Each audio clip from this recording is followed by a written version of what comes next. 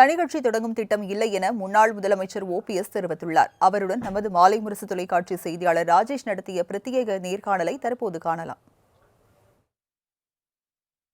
மதுரை மாநாடு எத்தகைய தாக்கத்தை ஏற்படுத்தும்? மதுரை மாநாடு அனைத்து இந்திய அன்னார முன்னேற்றத்தினுடைய புரட்சித் தலைவர் புரட்சித் தலைவி அம்மாவுடைய தூய தொண்டர்களை அடிப்படை தொண்டரை இணைக்கின்ற மாநாடாக அந்த மாநாடாக இருக்கும்.